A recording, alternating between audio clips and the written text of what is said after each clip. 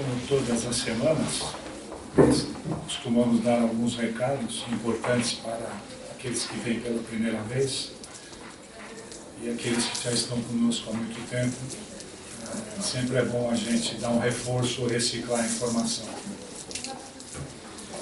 Nós temos sempre acompanhado o Evangelho segundo o Espiritismo, nas leituras, tanto da terça, nesse trabalho desta hora, como no trabalho da quinta-feira.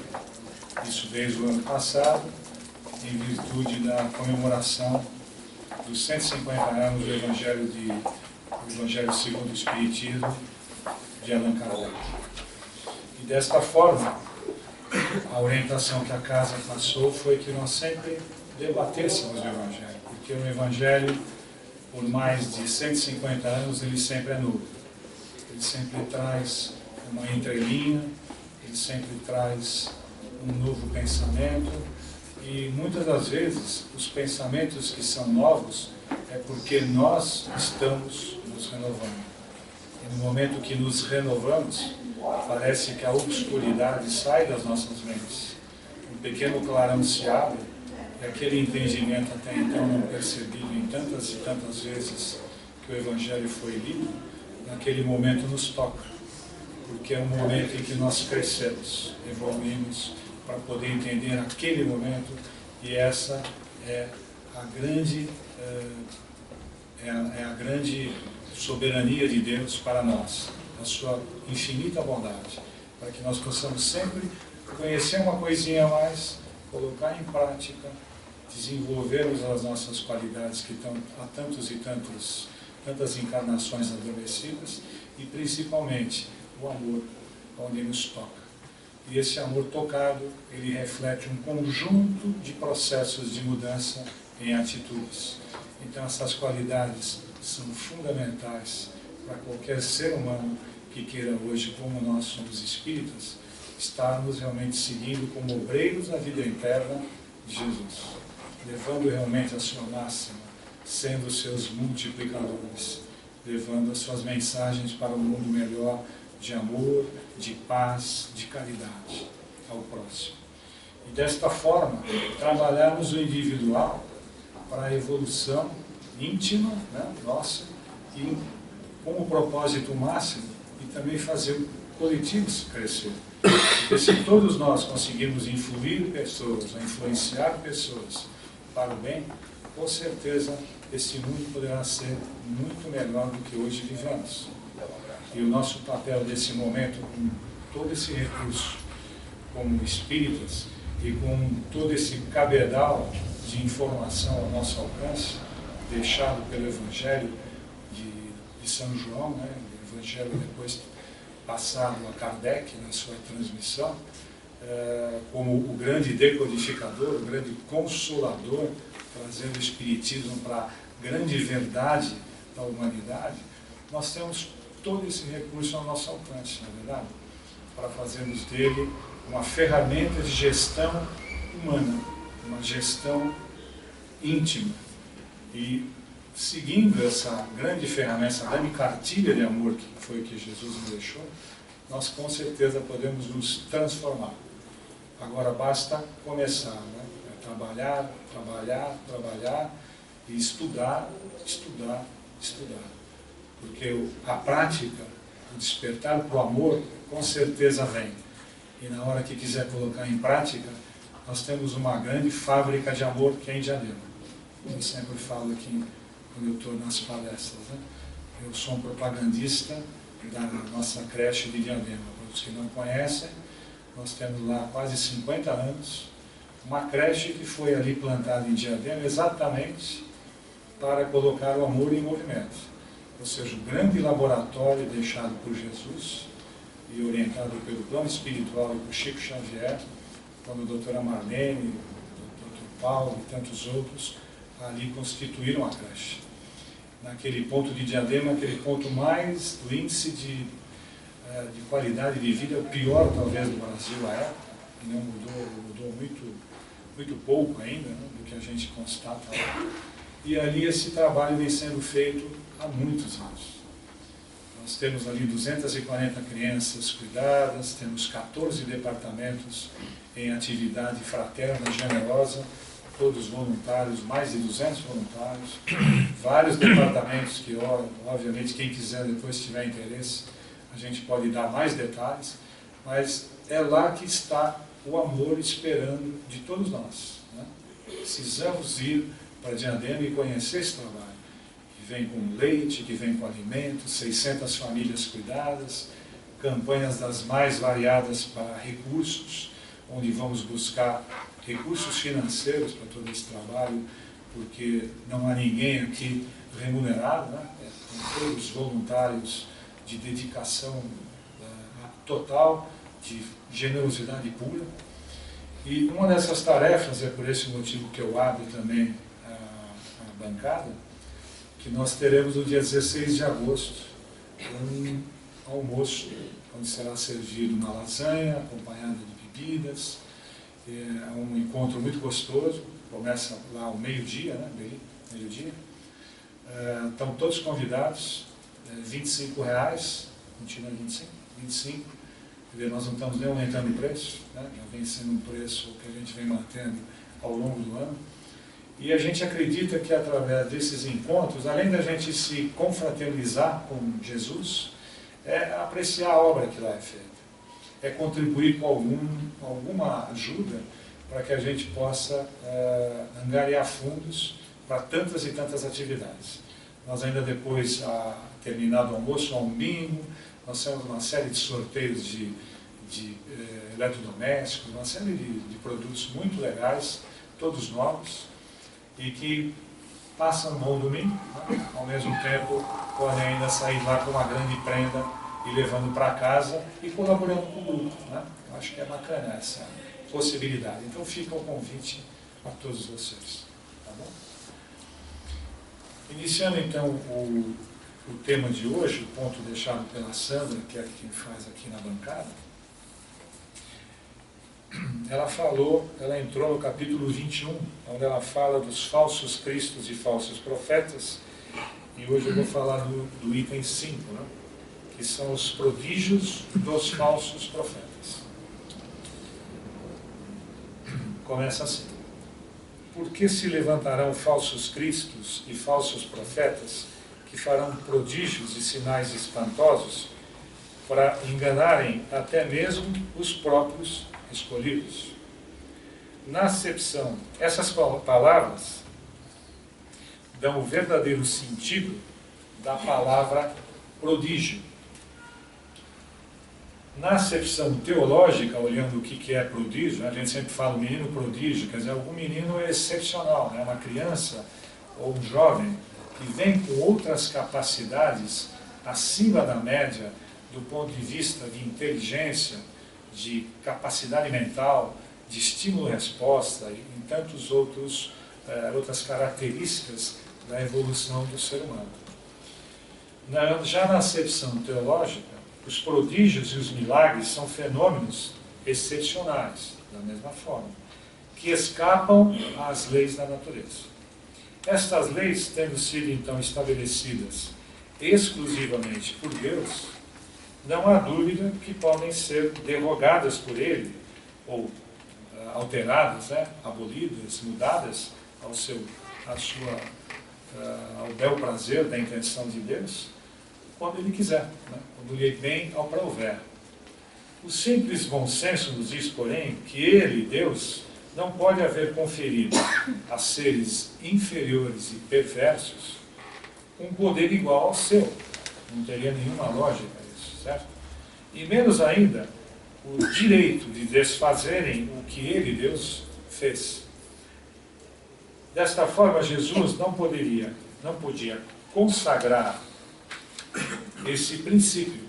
Então, se acreditarmos, portanto, segundo o sentido que se atribui àquelas palavras, que o espírito atrasado, ou seja, aqui o sentido é o espírito do mal, tem o poder de fazer tais prodígios, e como eu disse no início da mensagem, são os prodígios dos falsos profetas, ou seja, são aqueles falsos multiplicadores das mensagens do Cristo que estão inseridos nesse contexto de análise que a gente está fazendo. E esses falsos profetas, eles podem ser inclusive encarnados e também desencarnados, que é o que nós vamos ver mais a seguir, né?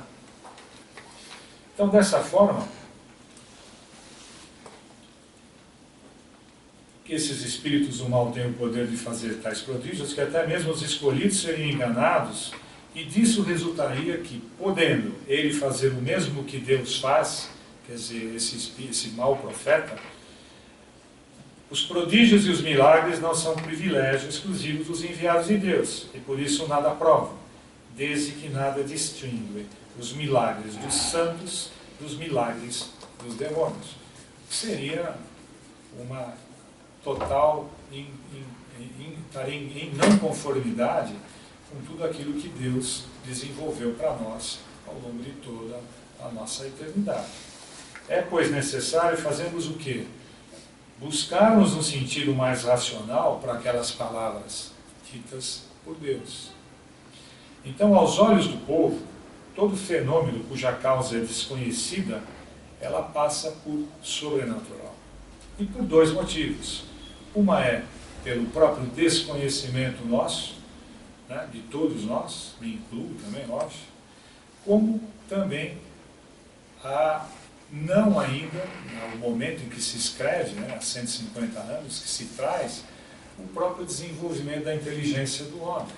Se nós pudermos avaliar sob esta ótica, imaginando que todo esse crescimento da própria inteligência do ser humano modificou, através da própria tecnologia, do desenvolvimento científico, das provas cabais, de testes que hoje toda a ferramentaria, todo o instrumental da ciência nos proporciona, para entendermos os mais variados tipos de estímulo-resposta que acontecem com médiuns, em comunicações, em tantas competências de cunho espiritual. Hoje podemos provar pineal, mitocôndrias, quantas coisas que a gente tem hoje através de ferramentas de desenvolvimento científico que mostram o crescimento da mediunidade e a ciência e a vida espiritual integradas numa grande simbiose, numa união de forças que se explicam a todas as questões que nós temos. Até então não se tinha nada disso, é verdade? Então, aos olhos do povo, todo esse fenômeno, cuja causa é desconhecida, passando por sobrenatural, ele é, então, não só sobrenatural, maravilhoso e até miraculoso. Por exemplo, como se esforçam as expressões para aquele momento dos falsos profetas.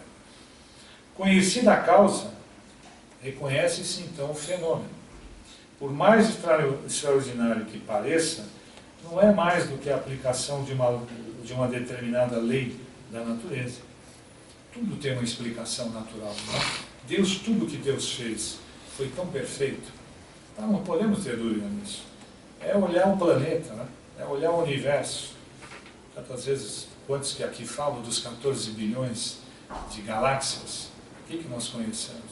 Hoje eu vi uma matéria na própria mídia, que aquele físico inglês, não esqueci o nome, Stephen Hawking, ele recebeu uma ajuda financeira de 100 bilhões de dólares para o desenvolvimento, e logicamente de um estudo, da comprovação da vida fora da Terra. Nós estamos falando do século XXI, nós estamos falando em Stephen Hawking, que é um gênio, né? Um cientista, acho que todos conhecem, ouviram falar. Hoje ele está com 78, 76 anos, acho que é isso. Ele é tetraplégico, né? Ele se fala, e todo o estudo dele é por sopro, né? Ele tem uma equipe que trabalha com ele. É um gênio, é um físico genial, e não é por acaso que veio para esse plano, né? É um espírito elevado, e que agora vai ter essa incumbência. Eu espero que ele já saiba que isso é verdade, né? Eu tenho quase absoluta certeza. Ele está, na verdade, sendo um instrumento para, mais uma vez, o passo que a ciência e a tecnologia dará e vão encontrar, logicamente, respostas, porque nós já temos tantas, né? Não precisamos demorar muito para vermos o que tem acontecido.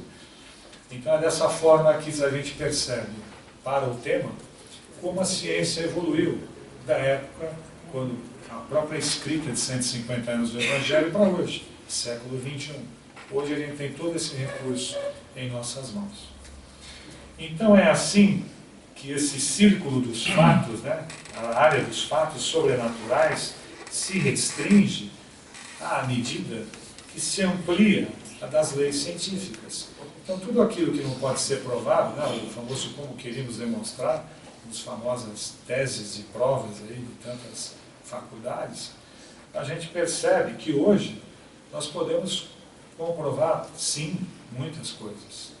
Hoje nós temos essas ferramentas a nosso favor. Mas elas não param só aí.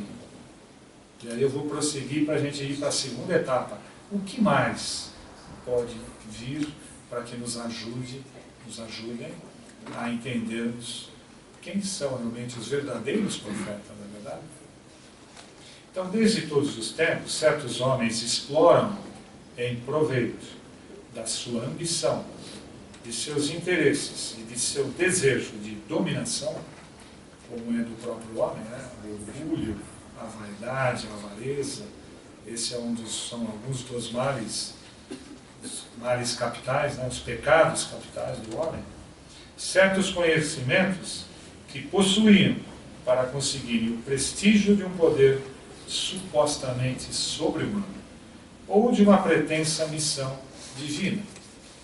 Então eram realmente personagens que vinham com grande inteligência, obviamente, mas sem todo aquele poder, sem nada aquela dialética tão profunda de estudo, mas que, por se diferenciarem do povo da época, se diferenciavam,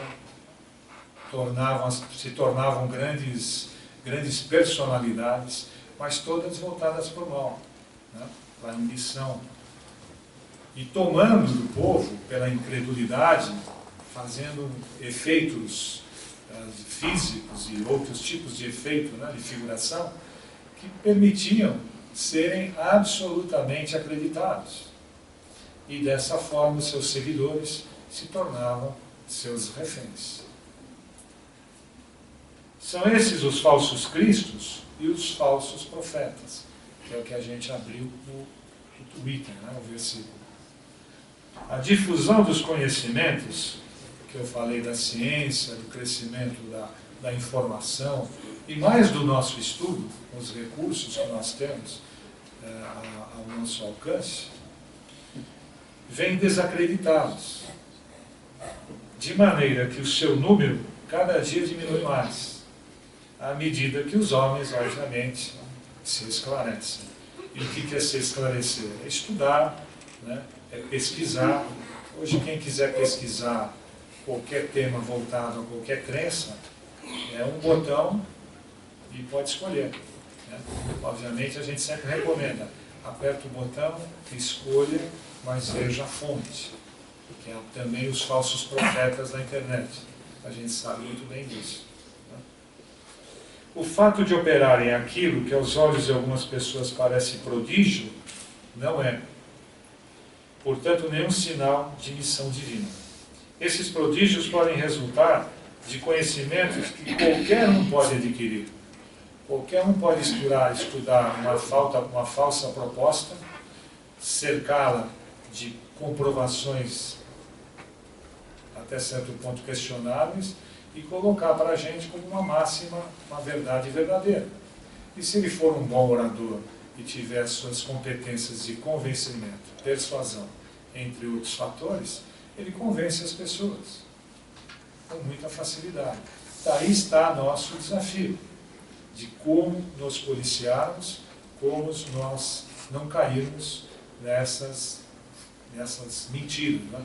Esses falsos profetas, ou prodígios, como diz o tema.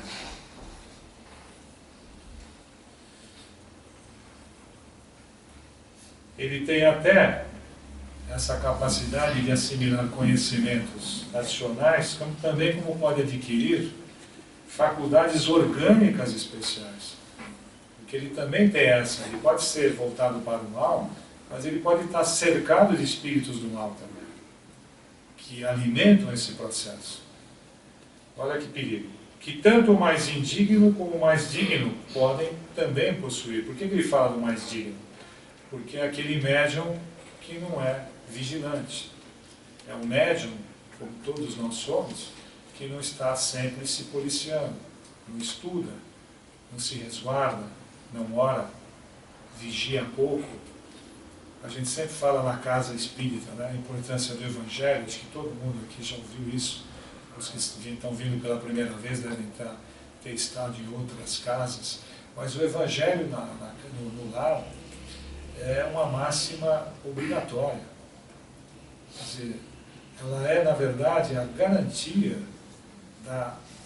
do total equilíbrio da família, da proteção da família, do ponto de conexão com o plano espiritual.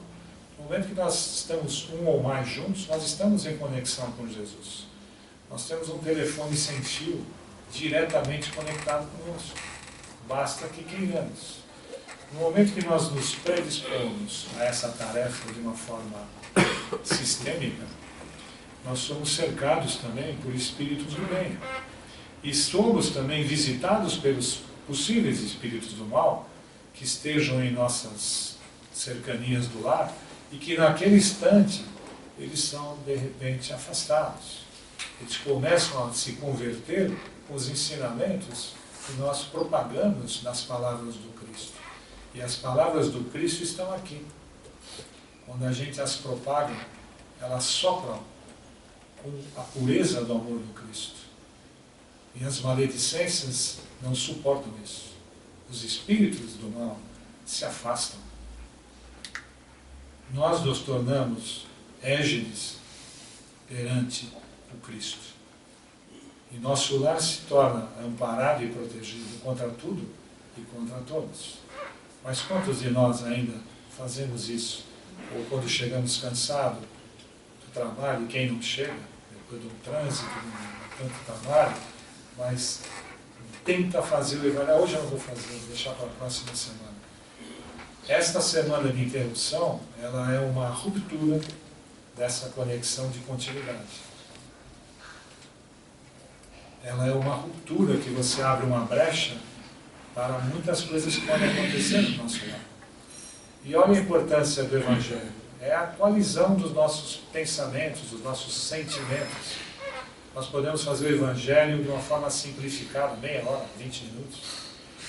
Abrir o Evangelho e dar sequência nele com uma água fluida e uma toalhinha branca, e todo mundo tomando, menos os filhos, a esposa quando não quer, ou que mora assim numa comunidade, faça o seu.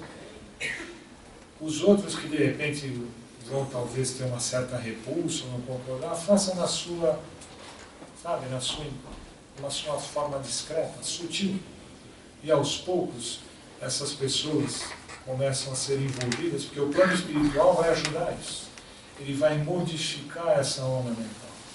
E nós juntos vamos modificar as ondas mentais de todos aqueles que estão entre nós, não é verdade? Ondas mentais de amor atraem ondas de amor também. Então a gente manda coisas boas, vem coisas boas. Então vamos pensar dessa forma, por isso em prática. E essa água pode depois ser trazida para cá, quando vocês vêm aqui. Passa pelo passe, essa água é fluidificada e ela não deve nunca terminar. Faça um processo contínuo. E isso traz um equilíbrio muito grande para todos nós, não é verdade? Então o verdadeiro profeta, e aí vem a segunda parte que eu tinha falado, né? O verdadeiro profeta, na verdade, se reconhece por características muito mais sérias do que essas que são comportamentais, orgânicas, expressões não verbais, né? Algumas passividades de espíritos e outras coisas, cenas de grandes movimentos, cenas fantásticas, cinematográficas, e a gente vê que não é aí que estão os sinais do profeta que é o verdadeiro. está simplesmente focado nos aspectos morais. E o que é moral hoje? Uma palavra que está em falta, né, atualmente. Desculpa, eu tenho que dar uma... O que nós percebemos da falta de moral é quando o sentido que o cidadão não tem nada dentro dele. Ou seja, tudo que ele faz é da boca para fora. Não são atitudes, não são gestos, não são demonstrações da sua experiência, das suas atividades fora daquele local, que é um verdadeiro teatro, né, cinematográfico. Então é nesse momento em que nós devemos nos policiarmos e buscar sinais para entender se aquela pessoa realmente segue e faz aquilo que ela tanto ali demonstra fazer. E a gente tem tantos exemplos hoje, né, na vida, é olhar para a televisão e quantos que se apresentam e tantos outros exemplos que trazem. Nós somos cercados realmente hoje de falsos profetas. E o falso profeta às vezes não é nem aquele que está no bastidor, na totalidade de uma crença ou de uma religião. Muitas das vezes o falso profeta está muito mais perto de nós, no dia a dia. O próprio Valtinho, eu peguei a semana passada ele falando sobre isso. Para você acreditar em pessoas que são do bem, basta que você olhe o que ela faz do bem. Né? Que atitudes, que gestos. Né? Um olhar, um bom dia, isso é caridade. Né? Muita gente pensa que caridade é uma doação de um cheque de X mil reais. Caridade é você dar um olhar para uma pessoa, ou ouvir uma pessoa que naquele momento está precisando falar, e você cede o seu ouvido para ela. Isso é caridade. E ela precisa tanto escutar, ser escutada. Né? E muitas das vezes a gente tem essa ferramenta ao nosso alcance e a gente pouco dá atenção. Às vezes perguntar para a pessoa, tudo bem com você? Ou aconteceu alguma coisa? Não é uma interferência, se for feita de uma forma discreta e sutil. E as experiências, que pelo menos eu tenho por hábito vivenciar, a maioria dela é assertiva. Brincadeira no elevador, um bom dia diferente, mesmo para pessoas que a gente não conhece. Não? Um bom dia ou boa noite, ou uma prioridade no elevador, muda, a pessoa às vezes reage e fala, nossa, ele não fala nada para você, mas ele faz uma expressão, essa pessoa foi gentil comigo. Eu vejo que nós não estamos precisando de muita coisa para sermos melhores. Tá? Mas o dia da gente vai, não sei se vai tornando a gente mais duro, né? A gente já está sempre prevenido, não sei se eu falo com a pessoa, ela vai achar que eu estou tentando buscar uma conversa com outros interesses. O nosso olhar já é de preconceituação, não é verdade? Mas a gente tem que quebrar esses paradigmas, porque isso faz parte do nosso ser. Ainda mais o brasileiro, que é um ser comunicativo, ele vive disso, ele vive da energia do próximo. Essa energia ela tem que ser movimentada, né, para que as coisas se mudem. E ao passo que um jovem, uma criança vê o gesto do adulto fazendo isso, abrir a porta para uma pessoa entrar no carro, ou coisas do tipo, ele capta. E ele vai reter para ele aquilo e vai fidelizar aquela atitude como uma atitude do bem. Você acabou de germinar uma semente que vai multiplicar os teus gestos. Falei das coisas mais simples do nosso dia a dia. Mas parem para pensar, não é verdade isso? Quanto que nós podemos fazer de coisas simples, né? Que não tem nada de abrangência, espetáculo, e que elas impregnam, né, a pessoa, deixam bem-estar. Né? Um sorrisinho, um olhar cândido, né? É bacana isso, você não acha?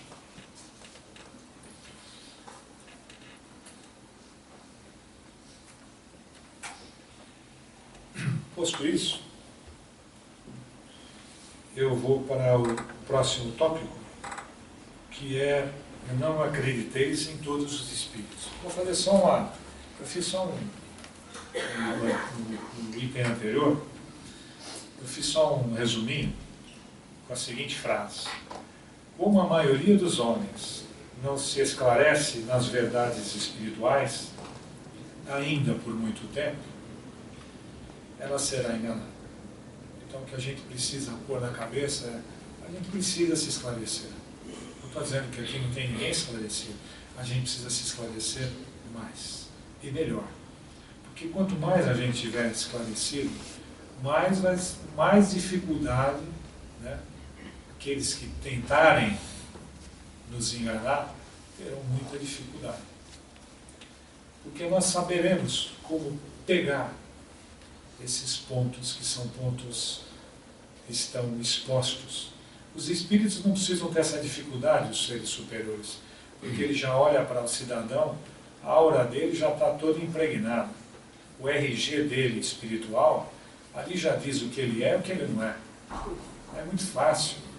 Mas também não foi fácil, porque esse espírito, para chegar nesse ponto, o quanto que ele não viveu, o quanto que ele não se provou, o quanto que ele não se desenvolveu por recursos dele, meritocracia divina, para chegar até essa capacidade como seres superiores, angelicais. Um dia seremos. Fica a pergunta, vamos aceitar esse desafio? Basta querermos, né? Começar. Então, continuando, por muito tempo será enganada pelos falsos profetas, e esses continuarão dizendo, viu como você está errado? Que é típico isso, não? O falso profeta, quando ele viu como você está errado, Deus o está punindo. Deus não está lhe dando uma segunda chance. Olha como ele é ruim, olha como ele é mau. Esses são exatamente são as estratégias de quebra, de defesa contra nós, que temos a retidão, né? Que temos moral para poder falar, temos o espiritismo e não temos dúvida do espiritismo. Isso são as formas que eles usam para nos derrubar. E como é que nós podemos simplesmente dizer?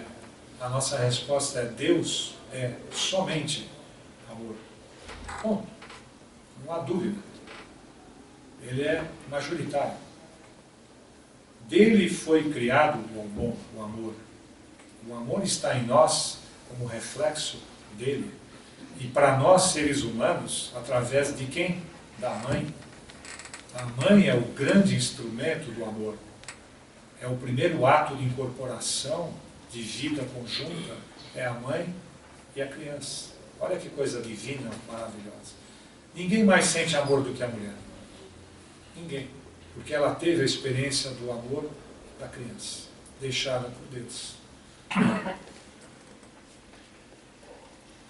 Indo para o item, então, do não acrediteis em todos os espíritos, que é o próximo. Tudo bem aí, pessoal? Tudo bem? Caríssimos, não acrediteis em todos os espíritos, mas provai se os espíritos, na verdade, são de Deus. É outro tema muito legal, né? Porque são muitos os falsos profetas que se levantaram no mundo, ou seja, que cresceram no mundo.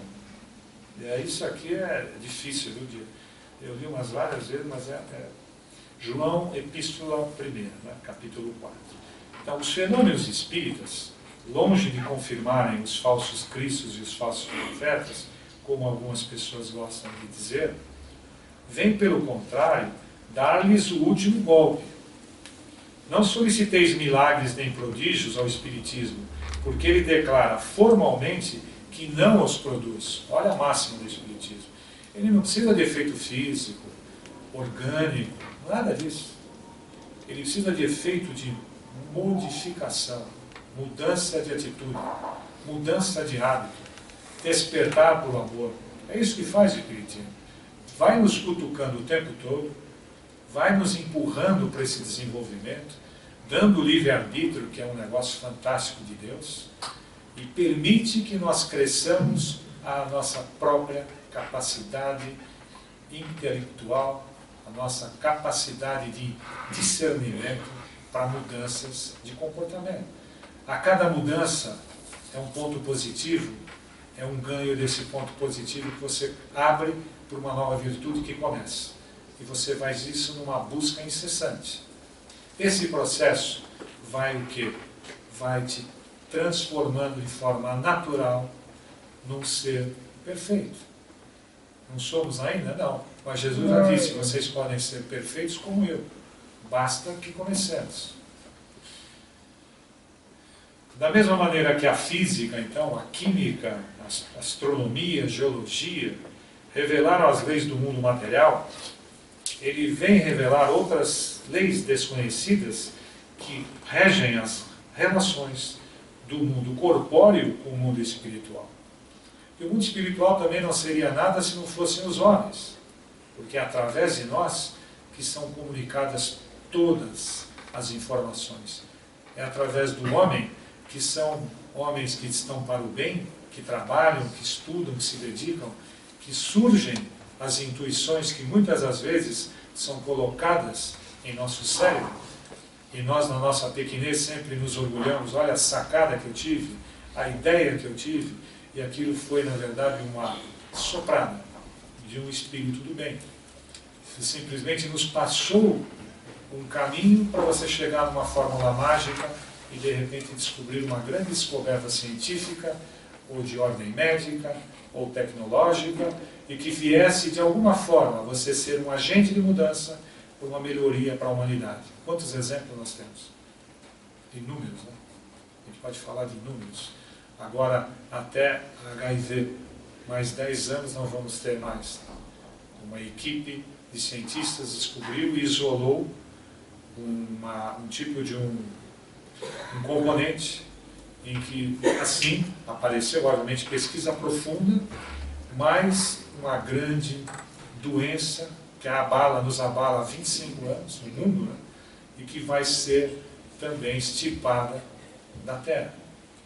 Vocês acham que não tem alguma mão divina nisso? É óbvio que tem. Né? E tantas outras que nós tivemos. Né?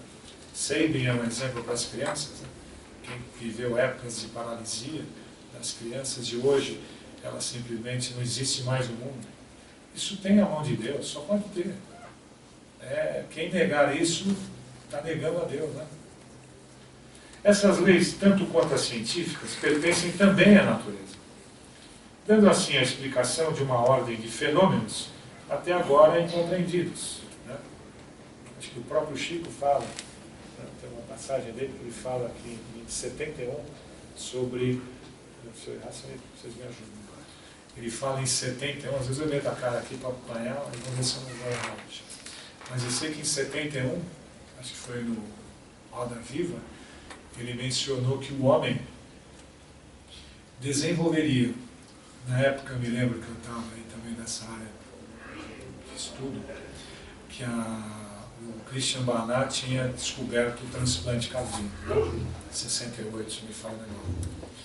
E aí ele colocou em 71 que os corações estariam sendo desenvolvidos com plástico. Hoje isso é uma realidade.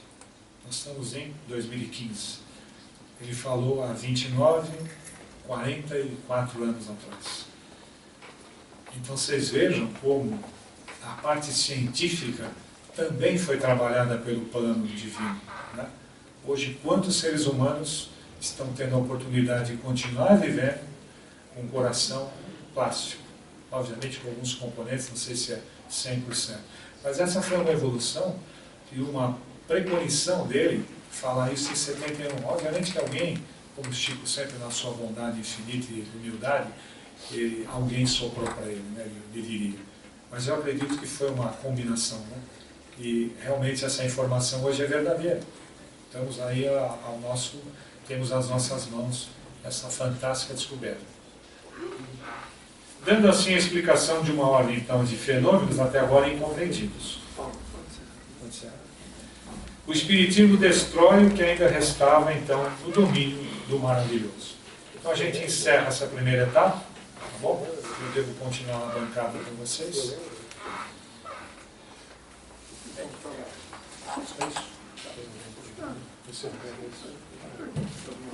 Alguma dúvida, pessoal? Tá todos... Eu estou aqui pela primeira vez das 7 horas. não queria poder ter nenhum esquecimento. Se tiver alguma dúvida, algum comentário, fiquem à vontade. E vamos trabalhar como o Maicon já me soltou. Obrigado pela paciência.